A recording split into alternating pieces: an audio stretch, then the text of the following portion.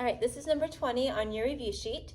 This one is going to deal with your mid-segment theorem, all right? So the reason why I know this deals with my mid-segment theorem is because I know the definition of a mid-segment. And a mid-segment is a line that joins the midpoints of two sides of a triangle. Here's the midpoint of this side of the triangle. I know that because they've given me that from here to here is equal to here to here. So that must be the middle, that's the midpoint. Then over here, I notice that this distance from here to here and this distance from here to here is also equal.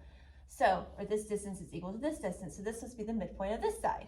So I've got a segment that connects the midpoints of two sides of a triangle. That is a mid-segment. Now, your theorem says the mid-segment of a triangle is parallel to the third side and half as long as the third side, right?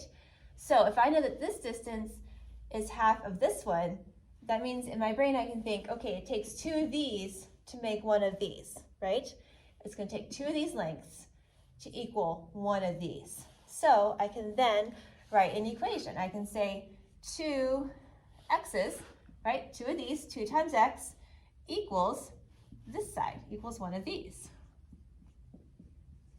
All right? That makes sense. So again, your theorem that you should know how to use says that the midsegment of a triangle, which is the line that connects the midpoints of two sides of a triangle, is half the length of the third side.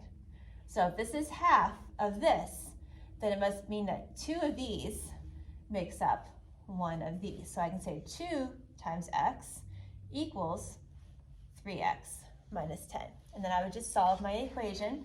I'm going to move my variable over to one side by subtracting 3x from both sides. 2x minus 3x gives me negative 1x equals, that is canceled out, negative 10.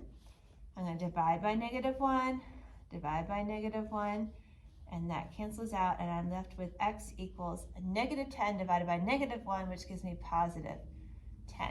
So there, x equals 10. I'm just making sure I have the right answer, yes. X equals 10. So that is number 20.